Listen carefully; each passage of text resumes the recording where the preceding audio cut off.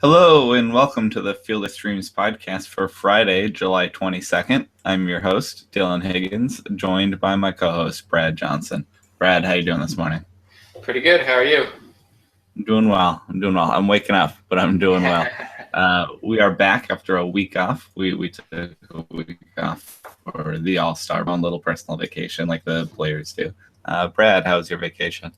Excellent. Spent the week at the beach. Very restful. Yeah. Couldn't really ask for anything else. Yeah. Did you watch any actual All-Star game or home run derby at all?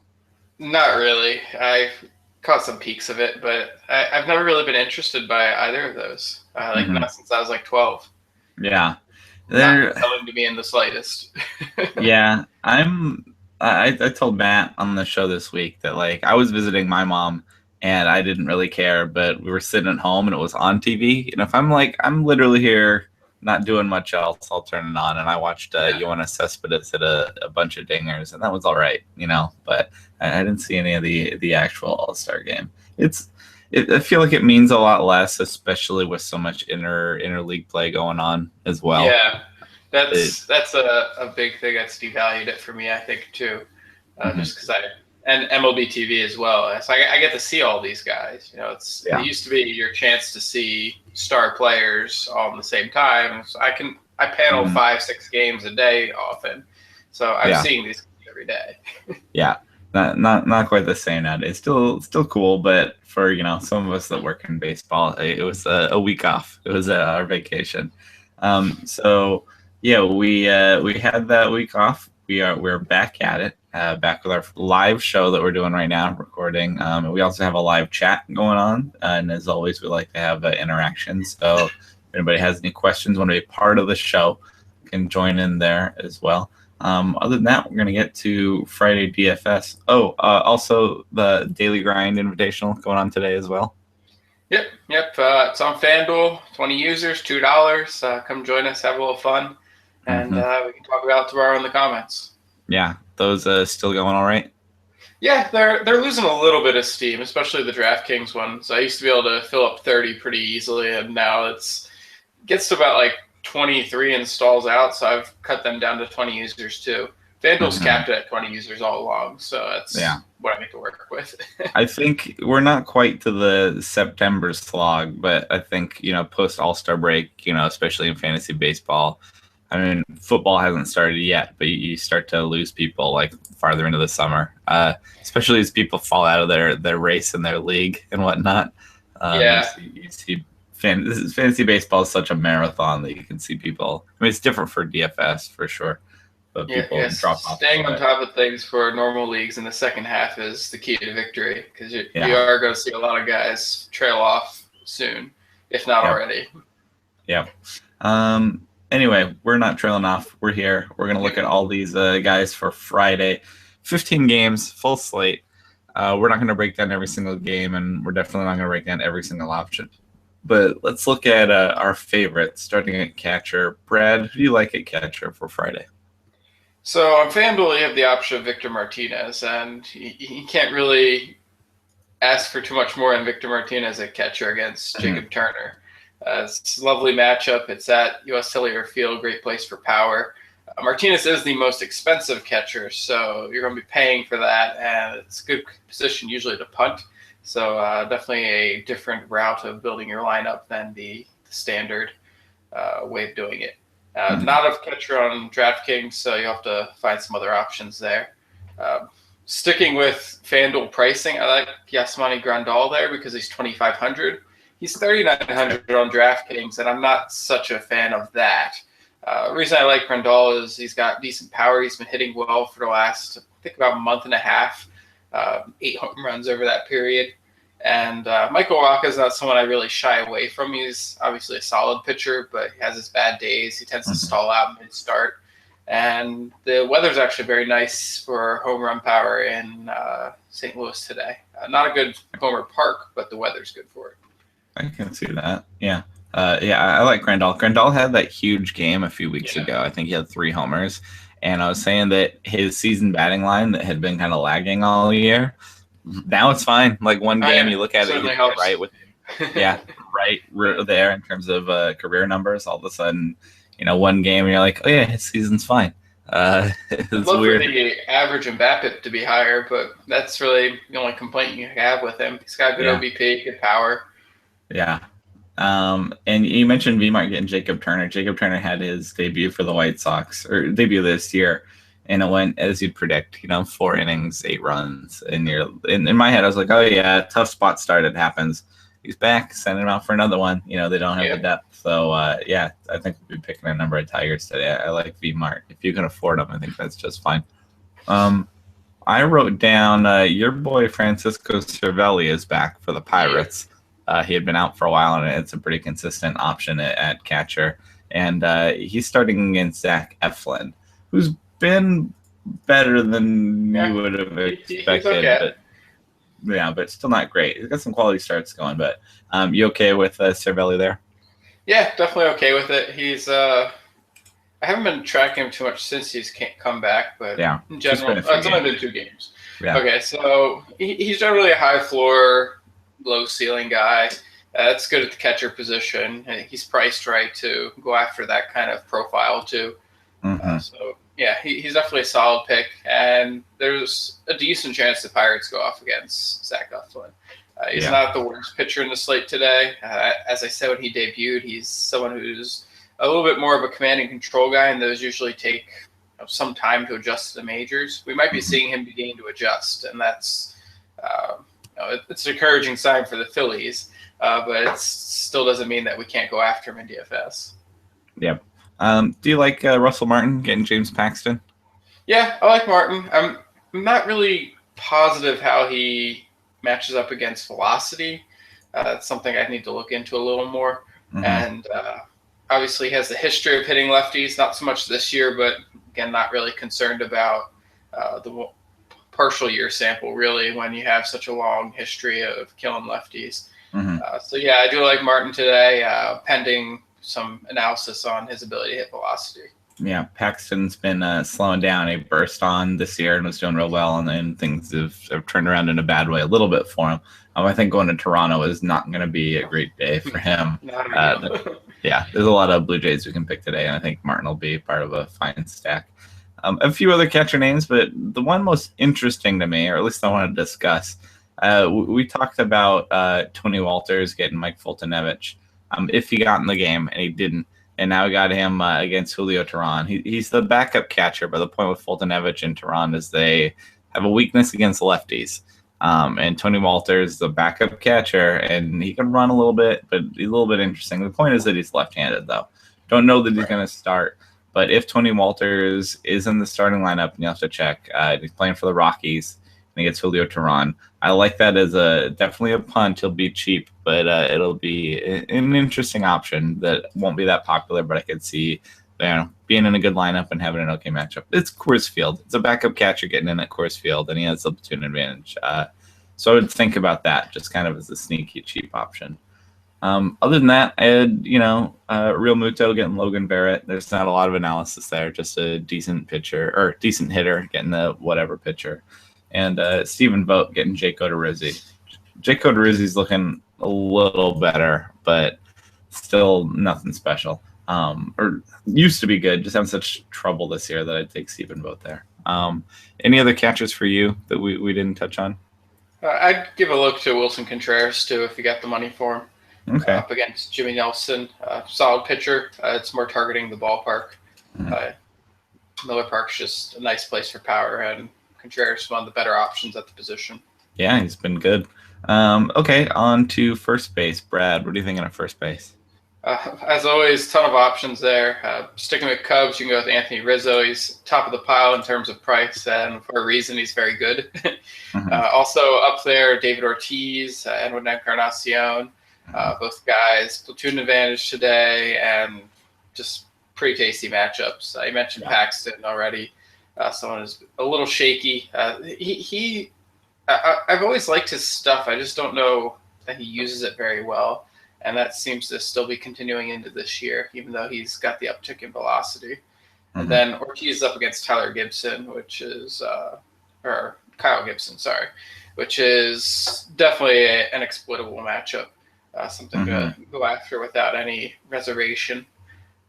Looking a little bit further down the price list, I like Indians today against Dylan Bundy. He's a guy who I have no reservations about going against, especially at Camden Yards. That's Carlos Santana and Mike Napoli at first base. And then I also like Steve Pearce up against Sean Manaea. Pearce has been back a couple games now, and he goes lefties. Yeah, he does. We usually like him when he gets in, and they'll find ways for him to get in there. And been having a good year, kind of quietly down there in Tampa Bay. Yeah. I didn't have Steve Pearce, but I like that. I'm looking at my list. I think the only guys I have you didn't mention, Miguel Cabrera gets Jacob Turner. Just not much analysis. He's hitting righties, and Jacob Turner's been bad, and Miggy's good. I don't know. There's nothing to explain there. Yeah, not too much there. Yeah. Joey Votto getting Archie Bradley. Archie Bradley's kind of holding his own, doing all right this year. Finally, he had such hype for a long time, but he has that weakness with lefties. And so he has a platoon split, and so Votto could do pretty all right there, I think. And last name I had you didn't. I like to, when I say Francisco Cervelli, I can also say John Jaso, and Jaso's getting Zach Eflin, and it's the kind of first base option that's different from most. You're maybe not getting homers and RBIs as much as some walks, some hits, and maybe some runs scored. Kind of a higher floor guy, not a GPP play as much as a smaller gameplay, but I like that. So I have John Jaso getting Zach Eflin and the Phillies bullpen also, which is still not great. So you can go with John Jaso. Any other first baseman for you? Just a couple to highlight. On DraftKings, Paul Goldschmidt's 4,300. He's priced the same as Adrian Gonzalez and Will Myers, and he's about the 15th most expensive first baseman. So I would happily take that at Great American Ballpark any day. Yep. Looking for bargains. It's not a great day for cheap first baseman. One of the columns I do for NBC is daily bargains, and the guy I came up with was Kenny Vargas up against Eduardo Rodriguez. Figure Rodriguez is not striking out anybody this year. I think the stuff's still there visually. It's just I don't know. I guess there's something missing, but I can't put my finger on it. And the strikeouts aren't there. He's still kind of walking a few guys, and Vargas's main issue is strikeouts. So if Rodriguez is pitching to contact, you're going to get a guy with decent power swinging at the Green Monster. I think it's a nice matchup for cheap money. Yeah, he's a guy who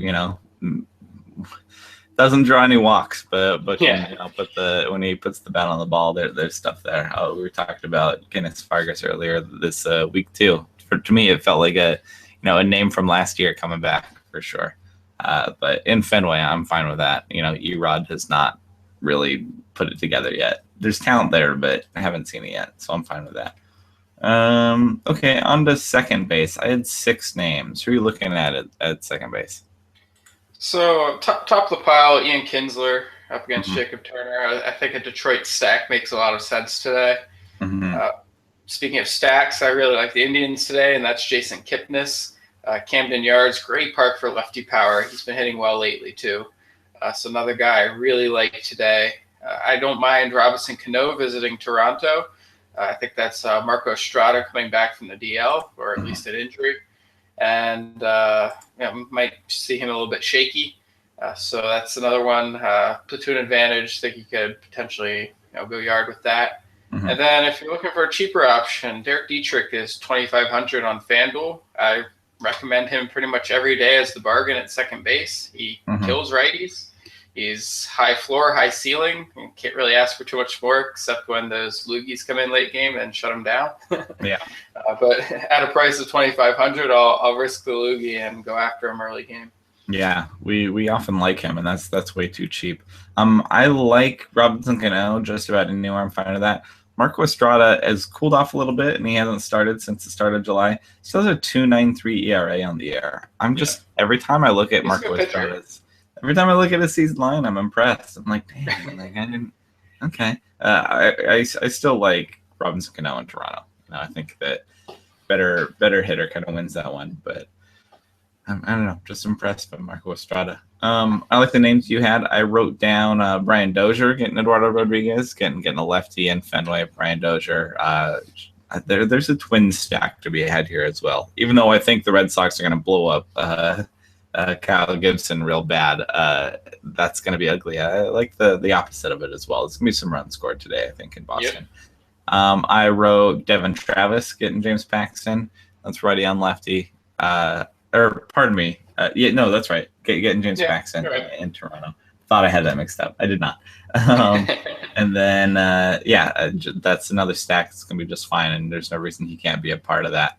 The only other name I had at second base, I like Ian Kinsler a lot. I wrote Logan Forsythe getting Sean Manaea. They like to use him, near the top of the lineup. He crushes lefties. Sean Manaea has not put it together to major leagues yet. So, I think Logan Forsythe could be just fine there in Oakland. It is Oakland, but I'm not that worried about it. Any other second baseman for you? Daniel Murphy has Luis Perdomo, who kind of an interesting guy. Allows a lot of runs, though, and Nationals could definitely have a big game. Yeah, I was going to ask you about Luis Perdomo, because you had said before that you were at least intrigued, right? Yeah, there's interesting things there. I don't know that he really should be starting. I know the Padres kind of just need arms, and that's why he's in that role. But yeah, definitely go after Daniel Murphy if you're thinking of a national stack. Trey Turner, also a second baseman if you're playing DraftKings. So either of those guys probably good options today. Yeah, I like that. Okay, on to third base. I had 6 guys. And third base, I feel like it's just become kind of star-studded lately. There's some big names places spend. It used to be first base for me, where I'd put a lot of money. But third base you can. Josh Donaldson getting James Paxton, gonna cost you your bank, but there's no reason not to like that. Should be just fine. Jake Lamb has also become such a reliable stud. He's going to Cincinnati. He gets Dan Straley, who's decent, competent, but not somebody to stay away from. And once he's out, it's the Reds bullpen. So I think Jake Lamb's going to be just fine. And a quick note on Lamb before you go on. He's $5,400 on DraftKings, making him the most expensive third baseman. And I still don't think it's crazy to try to roster that. Obviously, you're going to have to pull some strings, but he shouldn't be too popular because of that price. The comparison point, though, $3,500 on FanDuel, about the 10th most expensive third baseman. Almost a must play at that price. Yeah, that's too cheap. This is a real good matchup for him, and obviously the sites are disagreeing on the price, but that makes him pretty interesting. So I like that. The other big name I wrote is Evan Longoria, getting Sean Manaea as well. That's he likes to beat up on lefties, and that'll be a good matchup for him there in Oakland. So. And then a little bit cheaper names I wrote, not that cheap, but Miguel Sano getting Eduardo Rodriguez. You like him getting a lefty in Fenway. Should be fine, right? Yeah, it should be okay. Yeah. I have him on the flip side, Travis Shaw getting Kyle Gibson. Lefty on Kyle Gibson's going to be, assuming he should get in there. He's kind of sharing with Aaron Hill now, but using a lefty there will be good. My last name at third base is Adrian Beltre getting Danny Duffy. That's righty on lefty. It's Kansas City. It's not a great place to hit, and Danny Duffy's been okay, but I just really like Adrian Beltre when he gets a left-hander.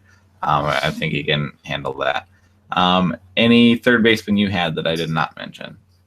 I definitely like Nolan Arenado today, of course. That's Julio Teheran, who C-level I'm mostly staying away from these days, even though there's some red flags in his good performances. At Coors, I'm treating him as a 4 or 5 ERA pitcher at the very least, if not worse. So I have no reservations with using Rockies today, and Nolan Arenado is definitely a good one as part of that collection. More Tigers, Nick Castellanos up against Jacob Turner. Again, that's just an easy matchup. Great park for power. Castellanos is definitely cooled off since his hot start, but still not cold per se. Just not as hot as he was. And then still on Indians, Jose Ramirez should be kind of the guy who goes under the radar in that stack if it ends up being popular. And he's still a solid hitter, bats fifth. Good RBI opportunities there, a high average, decent OBP, runs, has enough power to escape Camden Yards. There's a good profile there. It's more high floor than high ceiling, but again, should be more unpopular than some of the other Indians. Yeah, he's just quietly had a really good year, and I don't, you don't hear people talking a lot about him, and we don't bring him up a lot on the show, and there's no real good excuse for that because he's been good. I like Jose Ramirez. Okay, on the shortstop, Brad, who are you thinking at shortstop? So I can probably just rattle through the top names real quick. Trevor Story mentioned, I'm fine with Arenado. I'm fine with Story. Always kind of a high risk, high reward type play. The Chris Carter of shortstops, if you will. Yeah, and he also had that incredible April, and has not, been hitting him out of the park at the same pace, of course, but still been good every month since. Yeah. It's not like he all of a sudden went cold. He's just kind of producing a little bit different way now. Yeah, Trevor Story is apparently legit. Yeah. I looked a couple of weeks ago, and since that very early April hot streak, he's basically been a 100 WRC plus player, which when you translate that into cores is actually a pretty good batting line. Right. Yeah. His vanilla stats look great. It's the cores that kills WRC plus. But yeah, no, we don't care about that in DFS. The adjustments and whatnot. He's going to be good. So no, I like that for sure. Who else are you thinking? The other top names, Lindor again. Love going after Dylan Bundy. I think it's a great idea. And then Xander Bogaerts up against Tyler Duffy. Another one, just makes perfect sense to go after him. And when I say Tyler Duffy, I mean Kyle Gibson. I was gonna say, did you have a different schedule than I did? Yeah, I like that. I would also go against Tyler Duffy with Xander Bogaerts. Pretty much any Twins pitcher, go ahead and use the Red Sox stack. Is Jonathan Villar almost a top shortstop as well? Yeah, he's up there. He's got his matchup isn't quite as good today. Yeah, Jason Hamill, he's a solid mid-tier pitcher, and depending on the site, actually both sites have kind of ramped down the price on VR a little bit. Used to be pretty high. I like Jason Hamill, but he has a platoon weakness a little bit, and switch hitting VR should be okay there. I like that. Also, another big name, maybe not a big performance fit. Are you considering Troy Tulowitzki getting James Paxton? I'd give it a thought, especially if I'm thinking about Blue Jay stack in general. It's not the direction I'm leaning right now. There's some other stacks I like more. As I mentioned, I keep saying the Indians. That's one I'm hoping I feel confident in later in the afternoon. There's also rain to watch out for in a lot of locations today. I didn't mention that at the start of the show. It's like 35 to 50% chance of storms at 6 different ballparks. And those aren't very high chances, so there's a pretty good shot that you're looking at short delays or nothing at all. But as we get closer to contests, we got to pay attention, and Baltimore is one of the places that could be affected. Yeah, recording this early, it's hard for us to tell what's going to go on. A lot of these games starting literally 8 hours from now, so not much we can do guessing weather-wise. But as always, keep an eye on that as things get closer, and that should change your lineup quite a bit. I wanted to mention Eduardo Nunez or Eduardo Escobar getting Eduardo Rodriguez. One, because it's funny that it's all these Eduardos, a trio here in Fenway. But two, they both play shortstop. They both can hit lefties, and they're both doing just fine for the Twins. So I would honestly consider Nunez or Escobar. It depends on who starts. That the Twins lineup can be kind of fluid and weird. It'll probably be Nunez. He's the better of the two, starts more often at the top of the lineup, but Escobar can get in there. And I think they can both hit Rodriguez. So a tale of three Eduardos, I suppose, but I think that there's DFS options there. Who else are you thinking of at shortstop? Danny Espinosa or, again, Trey Turner, depending on the site you're using, against Perdomo. Fine matchup for them. Javier Baez, if he's in the lineup, up against Jimmy Nelson. I like the park for him. Okay. Nelson, again, solid mid-tier pitcher, kind of like Jason Hamill. It's not someone that necessarily going after with a stack most days, but the Cubs are a pretty dynamic lineup. They can tear apart any pitcher on a given day, and Baez can be a big part of that sometimes. I really like Jimmy Nelson. I like him as a pitcher. I can't take him against the Cubs. We'll get the pitchers, but it's that's a tough matchup for anybody for sure. Any other shortstops for you? About rounds it out. I'm sure there's a couple more names I could dredge up, but that covers the bulk of the position. I only had two more. Corey Seager gets Michael Wacha. Corey Seager's a stud, and Michael Wacha's okay. Certainly not as good as he used to be, so I think that's fine. And then I wrote Elvis Andrus getting Danny Duffy. Sorry, did you have something else on Corey Seager? Just a note on Seager. He's missed several days with flu-like symptoms. He's probably about ready to get back in the lineup. I think it's been 3 days. That's they pump B12 when you're a major league player. You get healthy again pretty quick. Yeah, and I'm not as worried about been out sick than I am worried that been out with hamstring or out with thumb or this or that. I feel like once they're over the illness, they're going to be okay. And I have no data to support that. Is he in the lineup? That's the only issue for me. Yeah, I feel like once he's back, he's fine. I have no data to support that. That's just me feeling like they're going to let you. If they're going to let you into play, you're okay with that. And I don't think it's going to linger physically. Put Jeff Zimmerman on that. And then Elvis Andrus gets Danny Duffy. Elvis Andrus is having an awesome year against lefties this year. I think that's mostly BABIP driven, which is where his game is anyway. But he is, actually doing really well against lefties this year. And even though Danny Duffy's decent, I think that you could consider Andrus there. Kind of a sneakier, less popular shortstop play. Not a ton of upside, but hitting lefties well enough that you got to think about it. And then onto the outfield. Brad, what are you thinking in the outfield? As always, just a mess of options out there. Mm-hmm. Probably almost run it down by team. So Indians, you got Tyler Naquin, Rajai Davis, probably Lonnie Chisenhall is the third. Any of those work for me. You got Rockies, Carlos Gonzalez, and Charlie Blackmon. Both also nice options. I like them for that the left-handedness against Tehran for sure. Yeah. Red Sox have Jackie Bradley Jr., Mookie Betts, also awesome options. And then if you start digging a little more, come up with names like Brandon Drury on FanDuel's 2100. Really great bargain, batting 5th or 6th for the Diamondbacks these days. He's not really hitting that well, but with that price, you got a great stadium, you got a you got a bullpen that's very exploitable. And Dan Strelli is not a monster by any means. There's a lot of opportunity for him to outperform 2100 by a large margin. Another guy who's kind of a one-off bargain, Jarrett Parker. That's up against Masahiro Tanaka at Yankee Stadium. Parker's a 3 true outcome smasher. Strange, difficult matchup against Tanaka. Could be a lot of strikeouts, could be hanging splitter and a home run. That's one that I don't mind. I think it should be pretty unpopular and could put you out there in the lead with a big night. And then also Rays, Steven Souza, Brandon Guyer, two main ones I'd be using from the outfield there. I really like Brandon Guyer. He's been crushing lefties this year. One of those guys that, that's when he's most useful is getting lefties, and he's been doing that job. So don't think he'll be that popular, but I like Brandon Guyer a lot, and Souza should be fine as well.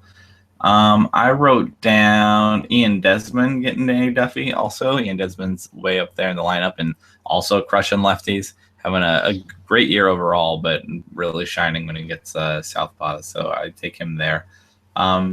Similar to Yoenis Cespedes getting Adam Conley. I like Adam Conley, but Cespedes not only having a good year, but just really good when he gets a lefty. That's where I'm willing to pay the price, I think. I wrote Jay Bruce getting Archie Bradley because, again, Archie Bradley's struggling with lefties.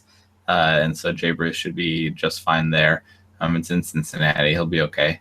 Do you like Robbie Grossman? Are you a Robbie Grossman believer? Definitely against lefties, for sure. Yeah. He's put up some really good numbers there. Better league discipline, if I recall.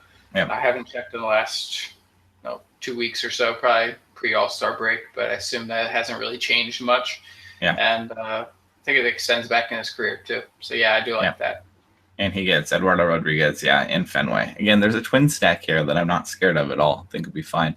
My last couple names in the outfield, Christian Yelich gets Logan Barrett. I have no reason not to trust Christian Yelich there. And I have Ryan Rua getting Danny Duffy to go along with Ian Desmond. If you want to go with the cheaper guy who's right-handed, gets in there and will hit lefties. There are some lefty matchers from the Rangers lineup. Pardon me. That should do fine. Any other outfielders for you we didn't get to? Well, I'm sure there's some, but it's a pretty good highlights of what's out there. Yeah. Okay, and then let's get to pitching. I did a pretty decent job today at keeping my list at all the other positions in check. I got to pitchers, and I'm like, there's a lot of interesting guys. There's a lot of pitchers, yes. Yeah, there's a lot of pitchers, and a lot of them are at least halfway interesting. That make me go like, yeah, maybe, So there's 4 high-end guys who we could probably check off real quick, and then it's a deep list of people who can have a really good start. Mm-hmm. Not necessarily will, as a Madison Bumgarner versus Tanaka. Those are 2 guys who are probably going to have very strong starts. Yeah, and if there's downside, it's the price and that they're against each other in Yankee Stadium, but they're still probably going to pitch well. I have no hesitations about Bumgarner, even being in the AL, even being at Yankee Stadium. I think he's, DFS ace. He'll be fine. Tanaka's had a little bit of a weirder year. His strikeouts are down this year. He has 100 and 123 innings, and that has some people concerned. More specifically, the Giants don't strike out. The Giants are the second least strikeout-prone team in baseball. They're banged up enough that I'm not that worried about them doing a lot of damage. I don't know that Tanaka's going to get blown up or anything. But if you're in DFS and you're like, yeah, I'm going to pay for an ace and get double-digit strikeouts to try and do this and that, he's just plain not doing that, and I don't think he's going to do it in this start. So I'm not like quick run away, stay away from Tanaka. He's gonna blow up, but I'm also like, there's not the ace upside there for him at all in this matchup. So I might not pay the price for Tanaka against the Giants. I think if you're looking at him, you almost have to view him as a fade. Mm-hmm. Yeah, and he's good enough to have a good game for sure. I don't have the big game confidence that goes into paying that price. Not quite as extreme, but similar with Yu Darvish going to Kansas City. I mean, Yu Darvish is awesome, and he can strike out everybody, and he has that potential to have a big game. Kansas City's not as scary as they were a year ago. They can still there's some strikeouts there, but they're doing less damage. So kind of a similar thing where it's not an ideal matchup. But are you thinking about Darvish in Kansas City? Yeah, definitely giving him strong consideration today. The concern I have, obviously the Royals aren't a big strikeout team, and that's an issue, but I'm not too worried about that with Darvish. His stuff's so overpowering and dominant that even low strikeout teams are, risk to strike out 10 times. The bigger concern for me is he's made 4 starts spread over, a pretty long period of time, and hasn't exceeded 5.2 innings. Yeah. His last start, which was his first back from his most recent DL trip, was 4.1 innings. So you're looking at a guy who's not really stretched out, not really likely to go deep into a game. He's got to produce a lot of value early. Yeah. I'm trying to look for like aces that could actually give you the ace performance, where they don't have the asterisk, and Bumgarner's there. After that, if we're going down in terms of just pure ceiling, is it Garrett Cole getting the Phillies? Yeah, that's the next one. And it's another situation where I'm not quite ready to jump back on board. He made his return from the disabled list last week, pitched 4 innings, kind of hit around a little bit. The Nationals obviously a good team, but still not too encouraging to see him get batted around and not go deep into the game either. So Phillies are an easy matchup. I might still see him pulled after 6 innings, even if he's cruising. Yeah. Who's become such an ace that I feel like we don't talk about that much, and I don't have any hesitations over at all? Michael Fulmer for the Tigers against the White Sox. And the White Sox have been cold. Michael Fulmer has a 2.13 ERA this year. And I know he had that crazy scoreless streak, but there's a part of me that's like, when did that happen?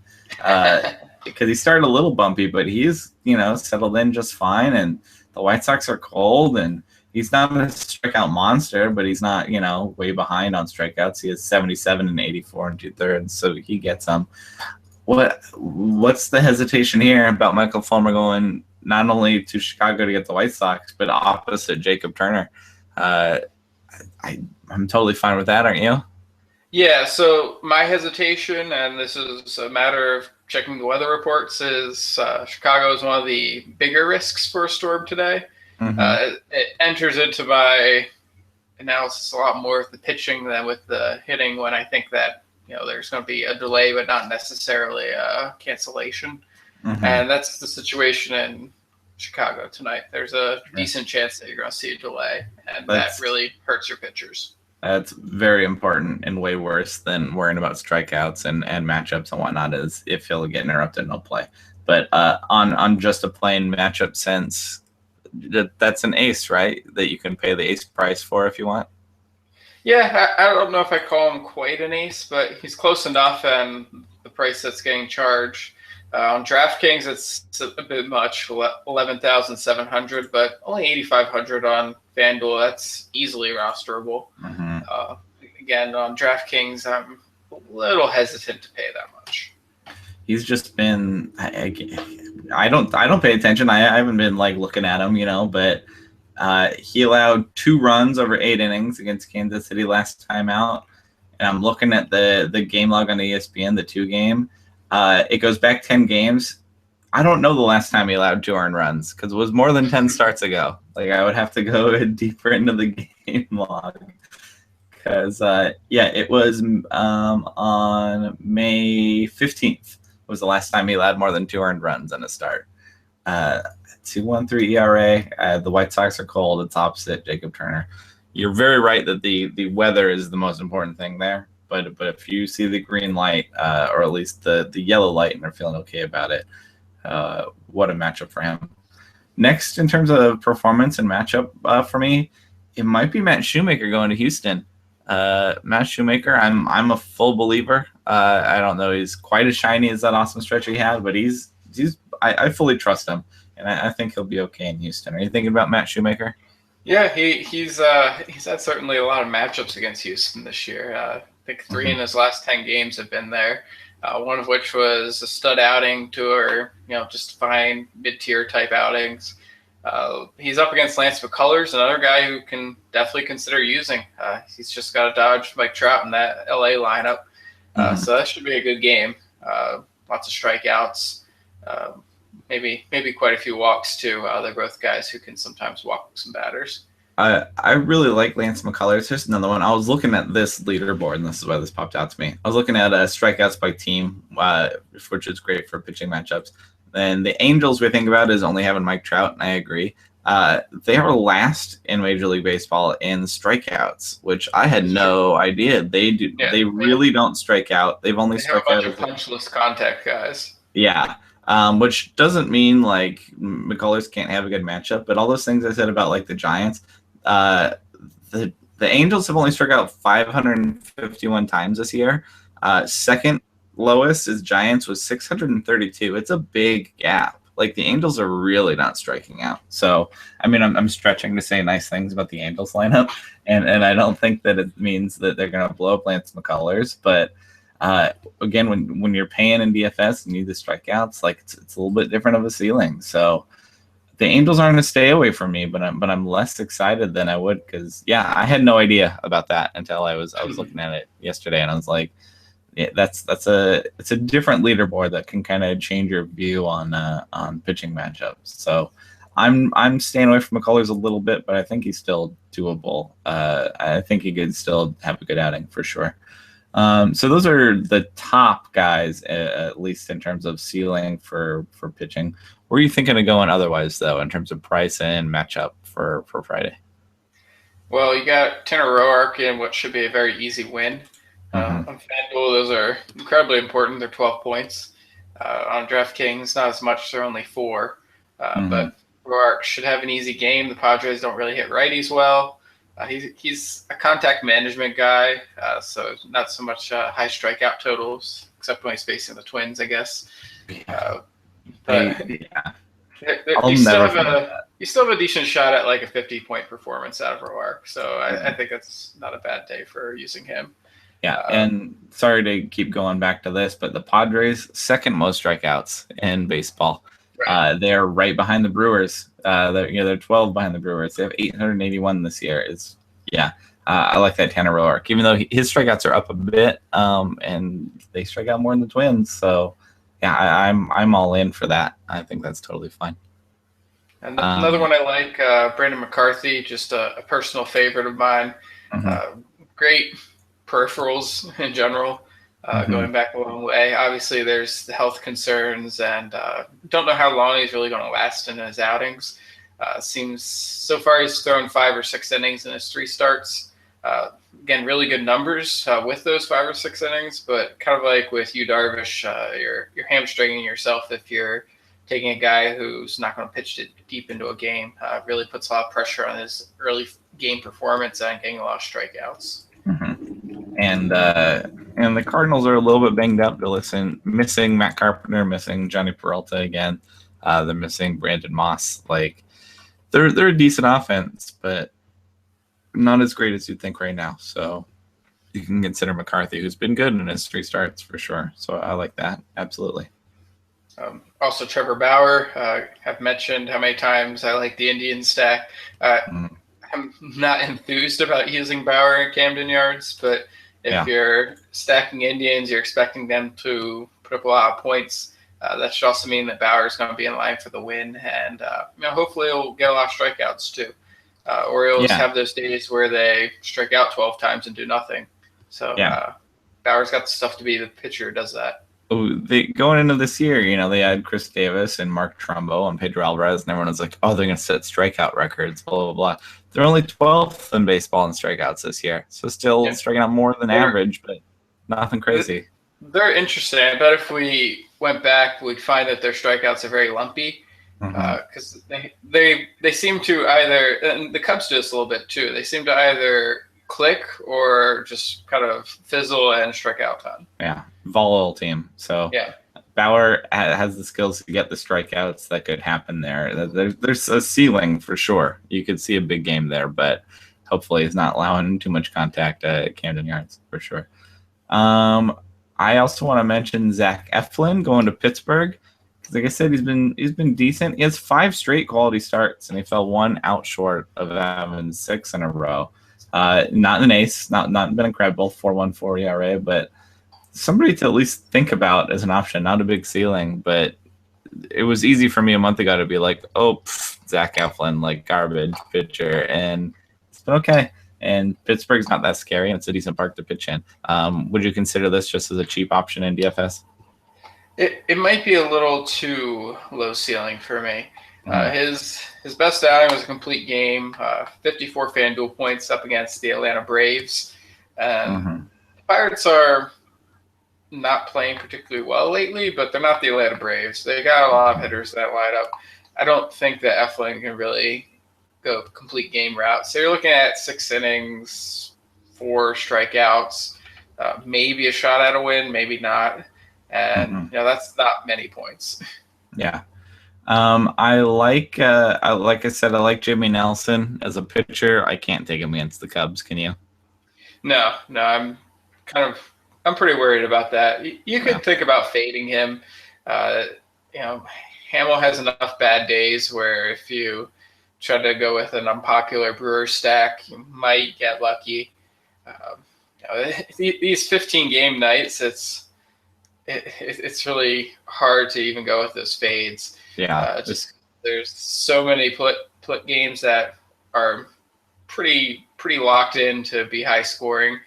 When you take those risks on a fade, you can hit it and still not even come close to the money. Yep. Last couple names I had, we mentioned Marco Estrada, his 2.93 ERA. He gets the Mariners. It's his first start since earlier this month, but talented pitcher, and the Mariners can hit. They're not a pushover offense by any means, but I think Estrada is talented enough to have a fine matchup there. And then the Mariners offense, while you're on the subject, sure, all home runs. Everything comes off the home run, and so that's. And Estrada's done a good job limiting those in general, so that's going to be the key thing to watch. Is Mariners either tee off, get a bunch of home runs, or Estrada has a good game. Yeah, that outing is going to live and die by the home run per fly ball rate that goes on, basically. So it's going to be volatile, but it definitely could be just fine. And then last names, I'm not excited about him. Would you consider Archie Bradley or Dan Straley? I mean, it's in Cincinnati, and they're both okay pitchers, you know. Yeah, I'd consider Bradley especially. Straley, I think he could have a fine start, but with the state of their bullpen, it's just I have trouble ever using him. And they're going to give away half the time he leaves with a lead, it's given away, and then he doesn't leave with a lead that often. So there's not a lot of things to look at to like. Bradley, I think there's a little more room to get behind him, but again, I'm not too thrilled with anyone pitching at Great American Ballpark. I agree. They're just the last on my list to even mention. Any other pitchers for you? We ran down plenty of options. Anybody worth consideration here? Adam Conley, Logan Barrett. Speaking of guys at terrible ballparks, John Gray up against the Braves. Sure. Yeah. They faced the Braves last week, put up 45 points. That was in Atlanta. Going to Coors this year, and the narrative has always been, use Gray on the road, stay away at home. He's been a little bit better at home than on the road this year. A little more homer prone, more strikeouts, fewer walks. So it's the Braves don't actually hit that many home runs. They're not that much of a risk to go deep on them.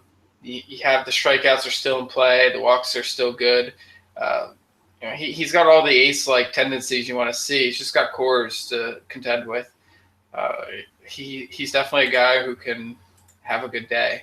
And no one should be shocked if he does. And I don't think many people will be picking him because they go, Coors Field, and stay away. And he gets strikeouts. There's a ceiling there. I could see that. It's scary. It's risky, but it's certainly an option. Yeah, I did not have that down, but I'm fine with that, actually. You're not thinking about Julio Toronto, are you? No, I'm not.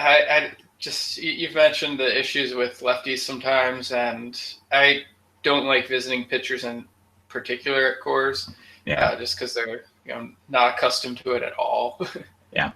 Only other pitcher I'm remotely interested by on the slate is Adam Conley, and I think for the Field of Streams contest, Matt and I are going to both pick Adam Conley. He's under 50% owned in Yahoo leagues. John Gray's on there and I'd consider it, but the problem with that contest is we keep track all year, and so the bad starts hang on you. So we try to avoid the risk, the ones with real bad blow up potential. I'm like, if he hangs 9 runs, I got to eat it forever. And there's a chance that can happen in Coors Field every time, so we don't go there a lot.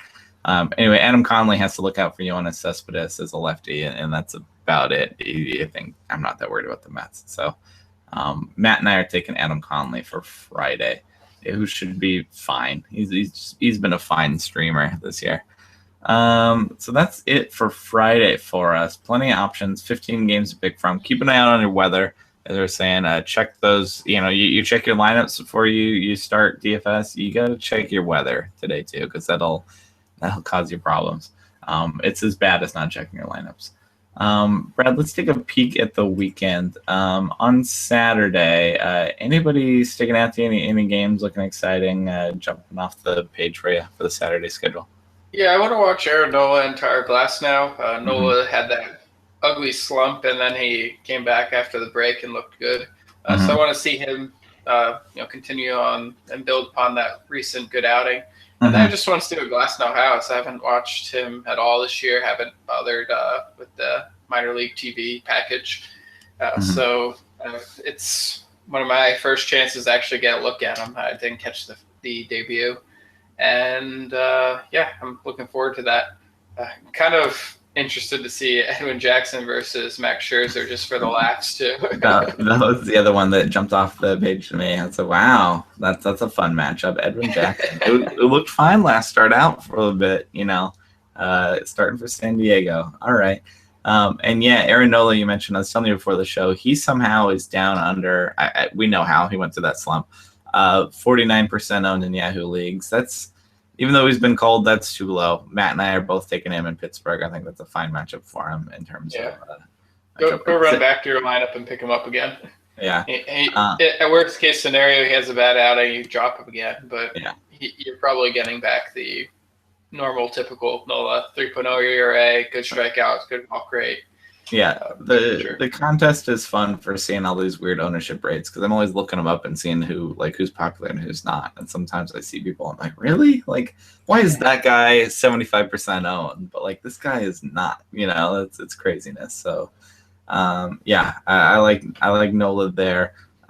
Zach Davies is interesting, but he's going against the Cubs, so no thanks. Like, you got to pass there. Like, can't do it really. The big one is Jacob deGrom gets Jose Fernandez in Miami. Like, that'll be a fun matchup. Some appointment viewing. I don't know if there's any DFS input for that. Just that'll be fun to watch as a baseball fan. I'm sad that it seems to be a matter of policy. Fernandez hasn't pitched more than 7 innings this year. I don't expect him to pitch more than 7 innings at any start. And it's a little bit sad. Yeah, I want to see him run pole to pole and just completely dominate an opponent. 16 strikeouts. Yeah, 115 pitches. But obviously they're playing it safe, coming off that Tommy John, trying to limit his innings while still contending. Yeah, trying to do both. Yeah, and then probably thinking about trading him one day. Who knows? You never know with Miami what exactly is going on. You never know.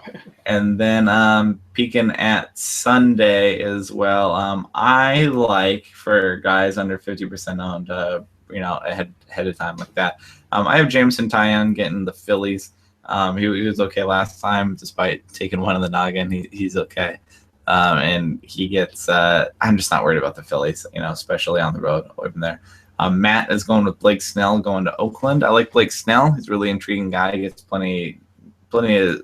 He has strikeout potential.